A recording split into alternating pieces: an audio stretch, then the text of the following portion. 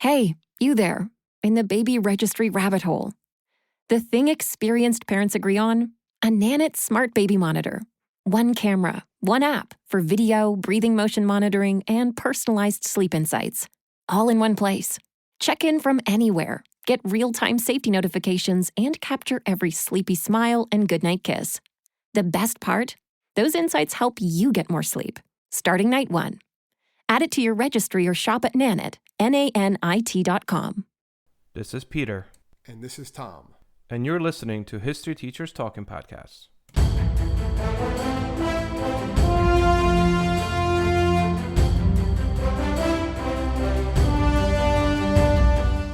All right, this is Peter Zablocki and Thomas Reska, and welcome back to our podcast. Tom, I feel that we started this podcast now in the third year just so you could do this episode.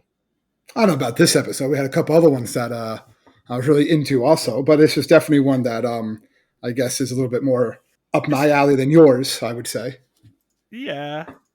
You would say this is your life, man. I wouldn't say my life. You're kind of putting it a little bit too far there, but like, it was a I remember it as you do too. I do as well. Like, it was a major event, and it was actually so basically we're going to be looking at something that took place over 30 years ago, and we're going to look at the this event that really rocked comics, and it still lingers in the public imagination. It had a lot of effects, not just on the comic book world, but on the pop culture world, and even the mainstream media that a lot of people probably don't realize. And a lot of it kind of wasn't meant to be that either. And it became it's a good example of an event that just blew up and became very big. And everyone tried to repeat it and try to duplicate it, and they just couldn't do it. Well, yeah, it's like they tried imitating it. And I guess we should actually say it because we keep on going down the bush. Yeah, even though it's in the title. But today we're looking at the Death of Superman comic book. So the event of Death of Superman, what led up to it. We're going to detail, I guess, talk about the comic itself a little bit, but also some of the, like you said, the influences, how it affected the world in pop culture, how it was translated into many different languages, how it was, and really bursted the comic book investor bubble. So yeah, and it had a lot of like lasting effects that even 30 years later people still talk about, whether it's some of those things or getting new readers in that we'll discuss. It was this event that people were like, oh, I remember seeing that, or I remember hearing about that, and it was just like it was a big event, not just in the comic book world. Is what I'm basically trying to say. Yeah, and that's the thing that we need to talk about. This isn't just about a comic book. This actually is the time when the comic book translated into full-fledged media. We're talking CNN, NBC. Yeah. This became Newsweek news event. Newsweek, right? everything. Yeah, Time Magazine put a piece out as to like what is the world going to look like without Superman. I mean, this was a phenomenon. This was huge. And the one thing you just mentioned that's really interesting is that you said this was translated to many languages. My first copy of The Death of Superman is in Polish. I actually own the whole black cover, with like the bleeding Superman sign. Like I own that in Polish, and I'm actually holding it right now. I have my Polish version with me, and I have my American version. I have them both, and I think that's something we're going to talk about as well, because so many people had it because there's this belief of like, you have to own this because it's going to be worth so much money one day. Well, yeah, that was part of it. You had a lot of collectors that. It's also just people that wanted it because they wanted the comic. You see a lot of people that maybe read Superman when they were younger, heard that he was going to die. It got leaked out that he was going to die. And then when that news got out, they're like, I wanted to buy this comic.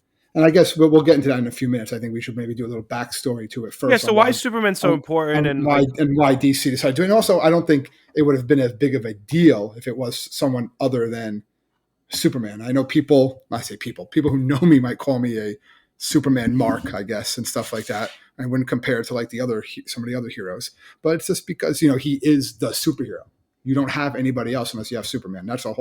I will argue that very easily to anybody. So try me. Let's argue. That's where I'm drawing the line in the sand. No, but if another hero dies, it's not going to be as big of a deal. Because it's not Superman, but when Superman dying, it's more than just Superman. It's the ideal of Superman, the concept of Superman, the goodness of Superman.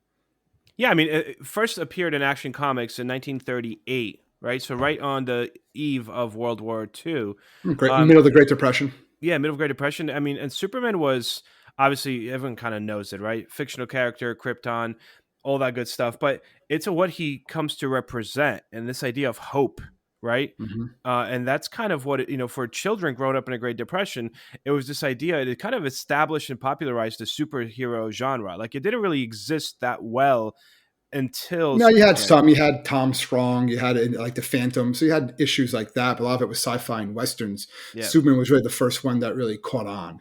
yep. Got It assembles the whole thing. Having like the secret identity, right, and stuff like that. The superpowers, the tights. That's Superman. Like everyone else is somehow or another a copy of him, or let's do it differently than Superman. So, but that's what it is. yep. And it really came to be intertwined with American culture. What it meant, like fighting Well, for good and yeah, fighting against truth, evil. justice, and the American way. Yeah, Exactly. I mean, literally, that's the that's tagline, really right? his tagline. Yeah. He became so entrenched in American pop culture going forward that just 30s and then 40s, so on and so forth, Yeah. that he kept Jerry bringing. Siegel and Joe Schuster, we have to give them credit. I'm not, Yes. so give them credit, obviously, for that. Yep. And the character had been invented and reinvented for A decades. couple times, yeah, yeah. It was the Superman. He was actually a villain at first, yeah. So there was other things in it before he became the one from Krypton, like we talked about. But Yep. but he's a cultural icon, obviously, in the United States. But what's happening, all right, over the time is that the sales were going down, and a Mhm. lot of people were saying maybe Superman's not what he once was. And so because of that, they decided, what is one way we can get him to be popularized and become Become more relevant. relevant. And one was, it was to finally get him engaged to Lois Lane. That's really where all this starts. You should say It's this is the 80s, by the way. We're talking this 1980s now. well, late '80s, early, yeah, late Yeah. 1990s when late '80s when they're talking about it. 1990 when they actually, Clark Kent proposed to Lois Lane several times. Yep. She finally says yes in a 1980 issue, and it's a spur of the moment. It's a spur of the moment decision where the publisher was just kind of like, the writer was just kind of like sick of having her always turn him down. Yep. So he's like, what if she just says yes? And he asked the publisher in the last second, and the publisher said, yeah, okay, well, fine, do it. And so that's when it actually comes out. And then, but the issue is by doing that, now they had to have him actually marry her at some point. It was 2 years later in 1992 when they finally realized maybe we should actually have them married. We've been teasing this for a while. She has to know he's Superman, and then they have to get married. Don't you have a framed, or like, didn't your wife get you a framed cover? I have the wedding issue framed. Yes. Yeah, that's what I thought. I have it somewhere. It's interesting. See how romantic you are? You have a framed comic book of Superman getting married. And you say you're not a big fan. I never said I'm not a big fan. I just don't let it, like I said, it doesn't just like dominate me. Like they find me, like you're saying. But and also, so he agrees to get married. They agree, like, we're gonna get them married and everything like that. But then also in 1992 is when Lois and Clark, the New Adventures of Superman, is about to debut on TV. And We saw that actor. Remember, you and I went to Comic-Con or something, and he like was just nonchalant walking past, like us. chilling. He's a lot smaller than you. Yeah, I was very surprised. I mean, don't get me wrong, he's still a bigger dude than me, but like he's like, shorter than you. I was like, it's not Superman. And he smiled at us and said hi, and we're like, hey. Well, I didn't say it quite like that, Pete. But no, he definitely gave us a smirk. He said, "Hey, what's up?" Well, I think I was wearing a Superman shirt. Yeah, he definitely was like, "What's up?" And we're like, "What's up?" And we're like, kept on walking. But I'm like, "Oh my God, that was him. That was Superman."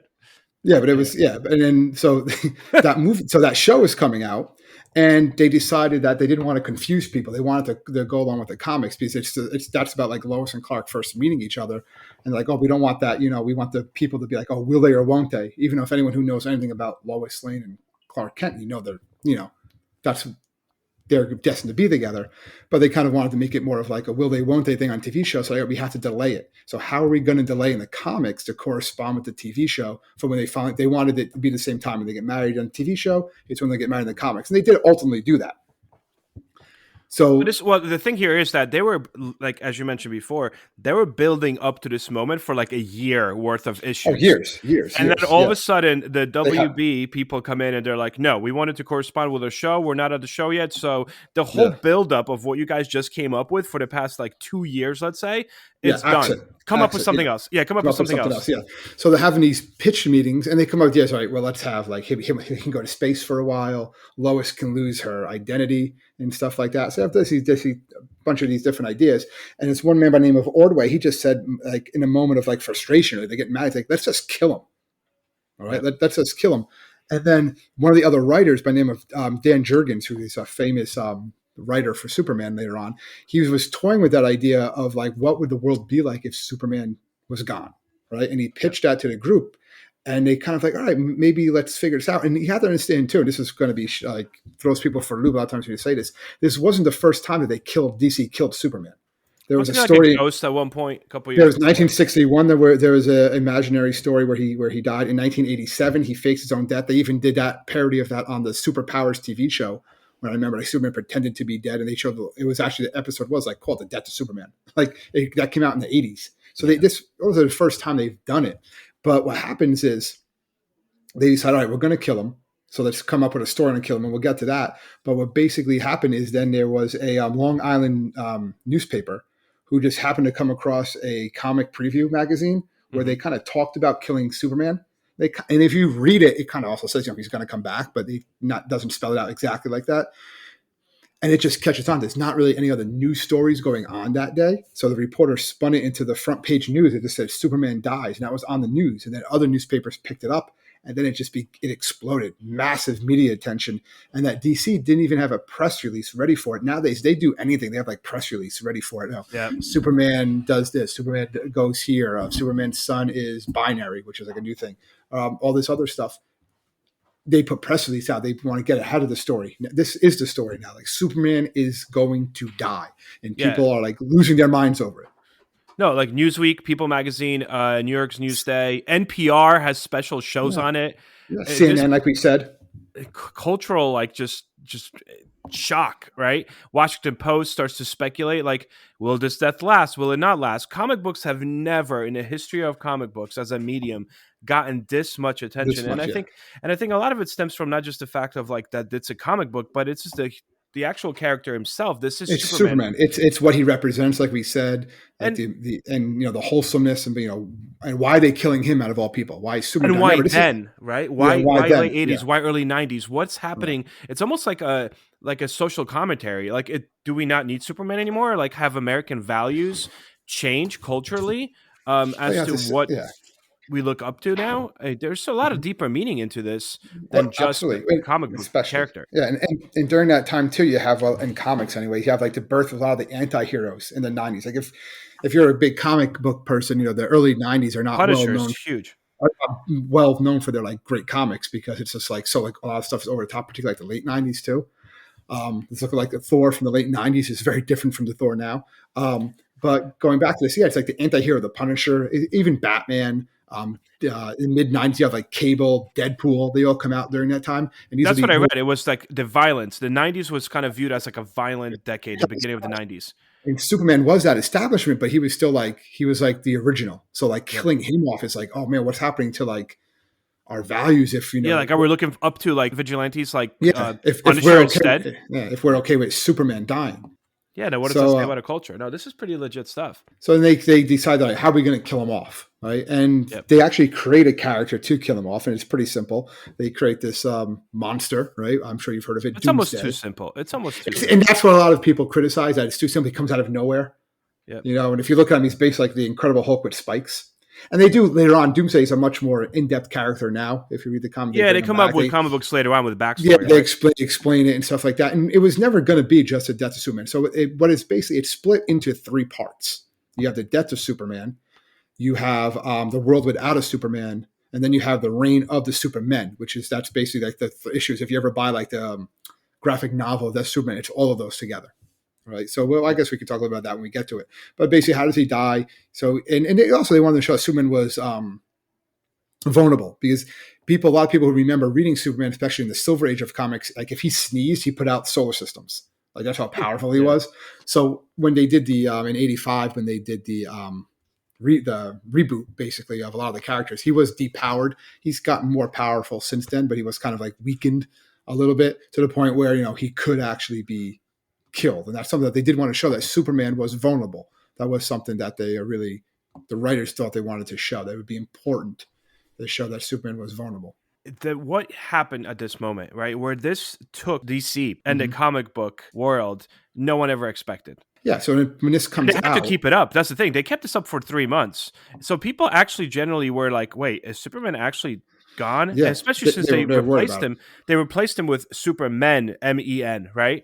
Yeah, it wasn't Oh, just him. I remember. So basically, they kill him off in the comic. The comic itself, I want to get back to it, is an interesting comic because if you start in the beginning, it's not. It's several comic. It's several issues when they first introduce. It doesn't just go right to Superman fighting Doomsday. He fights the Justice League, which is a whole other thing. It's not the Justice League you're thinking of. It's not the Zack Snyder one. yeah, Batman and Cyborg. This is like Guy Gardner, Bloodwing, Fire Ice. It's like B-level heroes that no one's ever heard of. It's again, it was not great '90s storytelling, right? yeah. But if you read the comic as you go through it, it's interesting how they did it. And if you have the comic in front of you, Pete, you can look at it. I See, do. everyone has it at home. The issue is issue number 75 when he actually dies. Yeah, I mean, look, I know exactly where you're going to go with it. You're talking about the frames. Each frame gets less and less. So it Each goes page, from like each page 16, gets less. 16 pictures, 15 pictures, 14, all the way down. And the last picture is just one. It's just one frame. It's just that famous one of him dead in Lois Lane's arms, right? Yeah, The that's picture, a double. That's a double pager. is when they punch it. Is when Yep. they punch each other. Yep, all one pagers. One. When they did that, they both do the double punch, or the windows shatter. Doomsday dies. Superman asks Lois if he, did he stop him? Yeah. Is Doomsday done? They said yes. He saved them, and then he dies in her arms, and that creates all of that. Isn't that crazy? famous- I'm literally holding that comic book and have it open to this page, and you remember exactly Yeah, I know. what the last time. I do not have it in front of me. That's probably I know. I know, that's what I'm laughing. I'm like, you actually remember exactly what's written in these little boxes, dude. And then Jimmy Olsen sees the picture, sees the Superman cape on. It kind of looks like the flag, and that creates that takes a picture, and that's the image that you see in a lot of the comics. But a lot of the comics also, they were selling. This is the first time that DC was putting out all of these like different types of issues. So it's like you can buy this variant issue, covers, the variant covers, the ones in the bag, a white bag, a black bag, and the bag came with like an armband that you could wear to because that's what they wore in the funeral later on. You could wear the armband. You had news channels that actually did segments. You can find them on YouTube of like actors pretending to be Lois Lane, pretending to be different heroes, being like so sad at Superman's death. Saturday Night Live did a sketch on Superman's death later that week after Superman number 75 came out. It's considered like one of like the best comic book Saturday Night Live sketches. I know that's kind of a weird comparison, but it was voted as that by different comic book magazines. Yeah. Because it was like, it was like wholesome, but it was also funny, right? Like Black Light, Sinbad was in it. That's what it tells you the time frame, right? Sinbad was Black Lightning trying to get into the. I wonder if our listeners know who Sinbad is. He was funny. Sinbad was funny. Was funny. Nothing against Sinbad. We should do a podcast on him. We should. Go for it. But so they came out with video games based on it, and it was huge. And people were buying it. Stores had to only sell. They had a limit of one per customer because people were buying so many. And these comic book stores loved it, but it was creating a bubble that was bound. And that's the key here, because DC winds up shipping about 2.5 to 3 million copies of that just one issue on the day of release, right? And it was still sold out in America. They made a ton of money off of it. Yep. It's really saved them. It saved DC and saved the comic book. DC made $30 million just the first day of that comic book coming out. Yeah, from one issue. In 1992, from one comic book issue. That's crazy. Yeah. But so explain the bubble, right? Because this is the key here of a lot of these retailers are like, holy crap, this thing's going to keep on selling. So they buy a lot because what they saw is like, hey, if you have Superman number 1, it's worth a lot of money. But a lot of people realize it, but a lot of these spectators didn't. So they're going and buying a bunch and they're locking them up in like safes, thinking this is going to pay for my kid's college. And like, no, not if there's 3 million issues out there. The reason that those ones from the 30s are so expensive is because they're from the 30s. Or and they're there's from 50 left, right? Yeah, or they're from the war era. Because that's where a lot of them are worth a lot of money because they had, you would read the comic, buy it for a nickel, read it, and then turn it back in and, for scrap drives for paper. Yeah, for World War II. And so they're worth a lot of money. And a lot from the 60s and stuff are worth a decent amount of money. But the Death of Superman one, you can go online, you can buy an original copy in the bag still for $2. Like it is not expensive, but there's so many out there. 6 million copies to be exact. Yeah, there's so many issues just out there. That versus the first one, I think there's 50 copies left of the first one. Of Action Comics 1. Yeah. So occasionally a new one pops up, something like that. But like, it's just one of these things where like they were expecting to be worth a lot. And then they started seeing the downward trend later on when Superman actually comes back. He's resurrected in Adventures of Superman number 500. Which also considered like this milestone issue, but already you saw the comic book shops by that point thought, hey man, 75 was so great. Now he comes back, this is going to be bigger. They pre-ordered so many. Him coming back was not as big of a deal as him dying. Yep. So much so that I was reading a couple of these articles that there are people who like went into comic book shops years later with their kids and like, oh my God, when did they bring Superman back? Like, didn't even know that the character was brought back just a few months later. Because again, it was just like, why? But I remember hearing about it. I remember coming downstairs one day. My mom was like, Tommy, Superman's dead. And I was like, wait, what? Like, it was like, what do you mean? I wish I was a fly on the wall, man. You were probably like, no, that's I impossible. remember the TV show coming out. So I was like, how can he be dead if the TV show's coming out and stuff like that? And, another reason they killed him off was because of the, how badly Superman 4 did. The Quest for Peace. So that's I did read that. So that was another reason they wanted to like reboot that franchise. So killing him off would help. But a lot of people will argue that the whole thing was a publicity stunt, and they say it really wasn't. It was a mistake. Our plan was not to kill him off, and you can actually see that just on how they plan things. But he is killed off, and there's a couple issues of basically what world is like without him. If you read the comic, Bill Clinton and Hillary Clinton are in the comic book giving a speech. Yeah, in the funeral. At the funeral to Metropolis. Yeah. Basically saying, talking about the world was taking Superman for granted. So that's, what's the world gonna be like without him? You see like Batman's like not there because he's there, but he's like grieving in his own way because it's Batman. They still have to make Batman cool and stuff like that. Yes, grieve in his own way. Yeah, because it's Batman, Batman. And you have like the Kents and everything like that. But then, they have a couple issues of he's actually gone. Like, what is the world going to be like without Superman? And there are a lot of people who said they should have left him dead for a long time. Like, make it like a year. Just like, but really even 3 months in like, a weekly comic book, right? Think about it. That's 4 issues per month. That's a lot. It wasn't just Superman. It's Superman, Men of Steel, Adventure Comics, the Adventures of Superman, Action Comics. So it's a lot of variation. He's tied in with a lot of other stories. So to make it that long, that's a long time. Yeah. And then they're going to have the reign of the Superman when they bring back a bunch of different ones. And some of them actually last longer. Yeah, they stuck around. They stuck around. They've become other characters like John Henry Irons, like Steel. Shaquille O'Neal played him in a movie. You have a couple of Superboy, obviously, they bring him back. Well, so real quick, right? So basically, for those of you that did not read it, I assume maybe some of you did, but initially the way they phased him back in is they created these new characters that were like fake Superman that were trying to basically fill the void in the DC world of Superman. And one was Superboy, right? And then there's one of them became a bad guy, I think, right? Well, Cyborg's, so Cyborg was supposed to be like the technology. I said he's basically. Do you want me going into detail about all this? Yeah, I mean, just real quick. So, how does Superman come back? Where was he? What's going on there? Well, his body's dead, right? Cadmus, which is like it's basically like DC's version of like S.H.I.E.L.D., more or less, right? Okay. So they're like these researchers. They steal the body. Lois Lane and Supergirl steal it back, right? They put it back in the tomb. Then they go to it another time, and it's gone. Where did it go? No one knows where it went. Jesus, over here. It's like Jesus. Well, if they have that basic thing, it's kind of like the Princess's Bride, right? Like there's a big difference between mostly dead and all dead. And that's kind of how they explain it later on, is that he was dead by human standards, but not by Kryptonian standards. Okay. So he's brought back by the Eradicator, which is the one that you see later on, like the glasses, like the visor that shoots energy. So he's like his energy being, he brings him back to the Fortress of Solitude. He's in this healing matrix where he's going to stay, and he's slowly recharging. He gets the power from solar energy, and he's slowly going to wake up at some point, right? So that's the whole plan. In the meantime, when that's happening, you have the bad guy Superman, the cyborg Superman, who's this astronaut who's mad at Superman. It's his whole other backstory. You have the clone Superboy, who Lex Luthor basically made. And Lex Luthor, if you read Luthor in the comics, he's different Luthor than you're thinking about. He's got like red hair and stuff like long that. Red hair. I'm looking at it right now. He's dating Supergirl. He's basically the original Lex Luthor in a clone body who has an Australian accent. It doesn't last that long. Like I said, this is 90 comics, not the best ideals here. Superboy, who becomes a really cool character. He's annoying in this. Like he's the definition of like a annoying 90s teenager. They said he was the MTV Superman. Yeah, he has like the jean jacket, like the earring and stuff like that. He's all like, if you read the comic, he's like talking like, yeah, kid, what you talking about? Also, he's like very like whatever. Cool, but he wants to become a different character, a cool character later on when they reveal that half his DNA is Lex Luthor and half his DNA is Superman. So that's kind of cool. That happens like later on.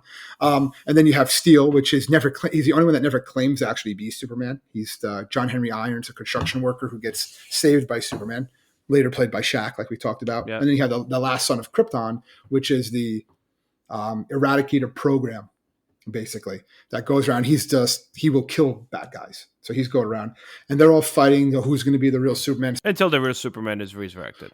Basically, the real That's Superman basically comes. 3 months of Superman comics. Real Superman comes back, gets his gets his suit back, whatever. He comes back though wearing that black and white suit, which actually influences things later on, like in the Zack Snyder Superman Justice League. He actually wears that, and it's become like comic book fans love that costume. But he also comes back because a new writer takes over. And Superman 501, the new writer takes over, and he wanted to change how Superman was drawn. So that's why he adds like the long hair. People always like, why does Superman have like a mullet now in the comics? And it's simply because the new writer wanted to change him a little bit. The new penciler wanted to change. So let's talk a little bit about the fact that we keep on alluding to that this comic book burst this bubble, and it kind of affected comic book sales for the future. A lot of shops closed down. Like they buy so many that they expected to sell, and it just doesn't. Like the fad kind of just wore off. It did bring new readers into comic books, so a lot of people will credit I got back into reading comics from reading Death of Superman. That's something that Jurgens talks about a lot of his interviews. He's like, thousands of people every day come up to him, when he goes to these conventions, say, that issue is why I got back into comics. And then that's how I got my kids into comics and so forth. They'll say to him stuff like that. So it did bring a lot of readers into it, but they weren't necessarily collecting just Superman. They might say, let me look at Daredevil and look at Spider-Man, right? So it got branched off. So you got more readers, but it wasn't necessarily just Superman readers. It was just kind of the genre as a whole. And it burst that bubble because they realized these are not the investments I thought they were. They're still valuable comics that pop out, but they're not going to be these, $100,000 investments that I can trade for in like 20 years. That's not going to happen again because there's so many being printed. So many will be printed, yeah. And and like they said that Marvel kind of jumped on this idea too, and Spider-Man had a kid, and that was the design of they needed something the clone, big, right? Yeah, well, it encouraged a lot of comics to make like a change, like basically like not be afraid to do a change. So these some other things, like the original Flash dies. Well, he actually died in 85, but then they brought, so they have that. Wonder Woman dies. Batman gets his back broken. The original Green Lantern becomes a bad guy. Like you said, Spider-Man has a kid, then Spider-Man's a clone. They become that whole clone saga stuff, which if anyone knows comics, they're like, ugh.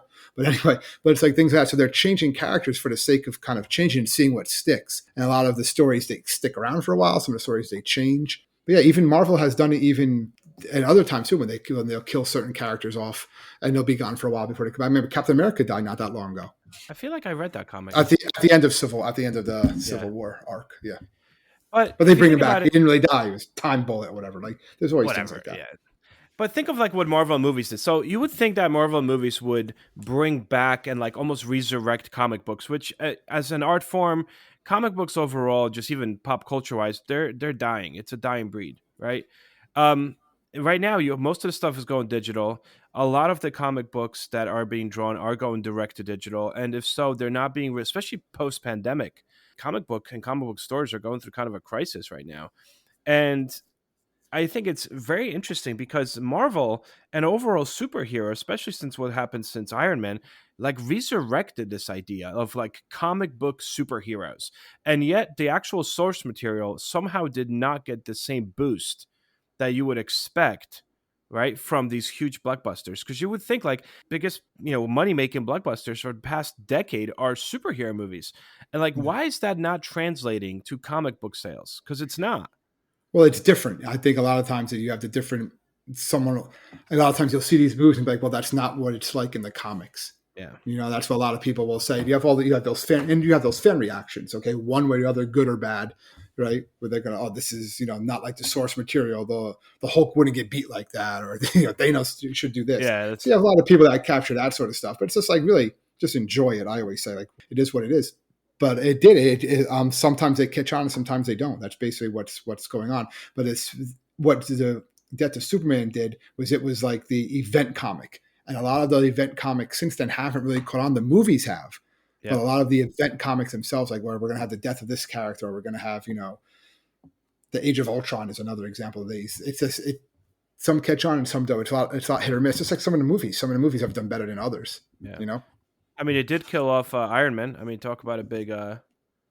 Hopefully, that's not a spoiler, anyone. I assume. Yeah, but then I heard. I think he's coming back. That's what the new thing is now. Tony Stark will be back in one of the new Avengers movies, and I may because you have the whole multiverse now, so you can just get him from some different world.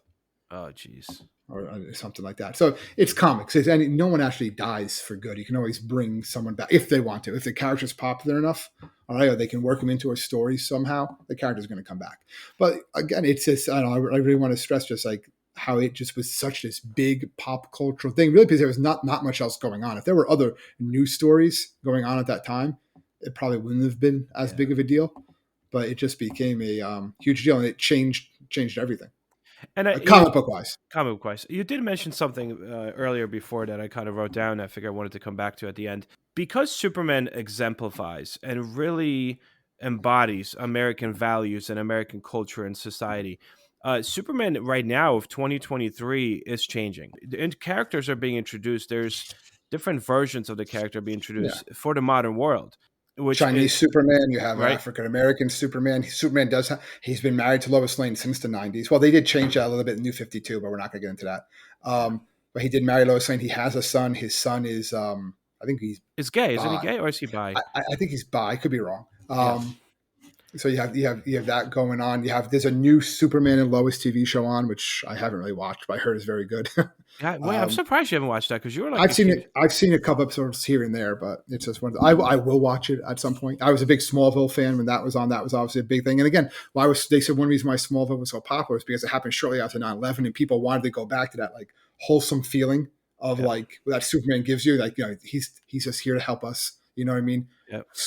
That small town, all shucks attitude. And a lot of the best comics, like the graphic novels, are a lot of these Superman ones. They just like retell the story again, which they're going to be doing again if you're following, comic book news, and the stories are making. Let's do another Superman origin movie. It's going to have a new Superman coming soon. He's going to be younger, and here we go. So I did get my kids a story arc of the 3 smaller comic books about Superman against the KKK. Good way to introduce my kids, my own kids, to history. Here's Superman fighting the KKK. Again, it's just such an important figure in American history. All right, so this was an unconventional podcast episode, but I think we had a lot of fun with it. Hopefully you guys enjoyed it as much as Tom did recording this one. Yeah, I'm sorry if it was a little bit of rambling here and there. It happens. And then there was the special Krypton, and okay. I'm just kidding. I know you make fun of me for sports. I get to make fun of you for this. Stop it. Just because I make fun of you because you don't know sports. Well, that's what I mean. All right, so I'm going to make fun of you for knowing Superman a little too much. All right. What can I say? It happens. That's right. We all have our own strengths here. Everyone has their thing. That's right. So anyway, guys, thank you so much for tuning in once more. We really do appreciate it. You can find us at www.historyteacherstalkingpodcast.com. Please leave us a review. Click that subscribe button wherever you listen to us. It really helps us out. And I guess till next week, guys. Enjoy. Stay safe, everybody.